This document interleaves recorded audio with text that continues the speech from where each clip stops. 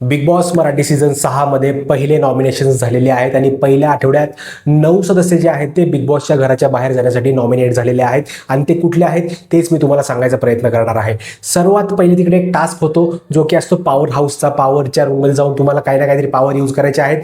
त्यामध्ये सगळ्यात पहिले आपल्याला 3 नॉमिनेशन्स मिळतात. ते होतात, सर्वात पहिले नॉमिनेट होतात दीपाली सय्यद, कारण की तिकडे त्या बजर दाबू शकत नव्हत्या, त्यामुळे त्या टास्क हारल्या, त्यामुळे त्या झाल्या त्या नॉमिनेट. त्यानंतर नॉमिनेट होतात करण सोनावणे. करण सोनावणे देखील यावेळेस नॉमिनेट झालेले आहेत, कारण की ते देखील जो पॉवरचा टास्क होता त्यामध्ये ते हारले होते. त्यानंतर तिसरे जण नॉमिनेट झाले ते होते रुचिता जामदार, कारण की तिच्याकडे पॉवर कीच नव्हती तिकडे, त्यामुळे ती डायरेक्टली नॉमिनेट तिकडे झाली. आणि त्यानंतर एक पतंग कापून जो आहे तो तिकडे टास्क झाला नॉमिनेशनचा. त्यामध्ये अजून 6 जण जे आहेत ते आपल्याला बघायला मिळाले. त्यामध्ये प्राजक्ता जी आहे ती सेफ होती, तिने नॉमिनेट केलेलं होतं 2 जणांना. त्यामधलं सगळ्यात पहिलं नाव होतं प्रभू आणि त्यानंतर नॉमिनेट केलं अनुश्रीला. आणि त्यानंतर दुसरा व्यक्ती येतो हे करायला, नॉमिनेट करायला, तिचं नाव असतं तन्वी.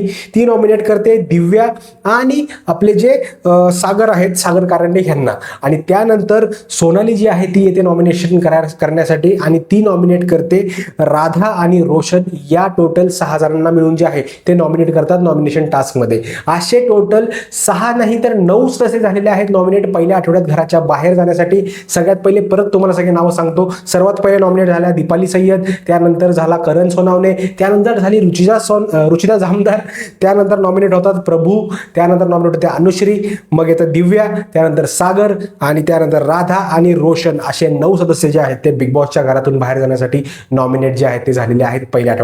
तुमचं मत कोणाला असेल नक्की मला कमेंट करून सांगा, कारण की तुमचं मत माझ्यासाठी खूप जास्त महत्त्वाचं. भेटूया पुढच्या व्हिडिओमध्ये.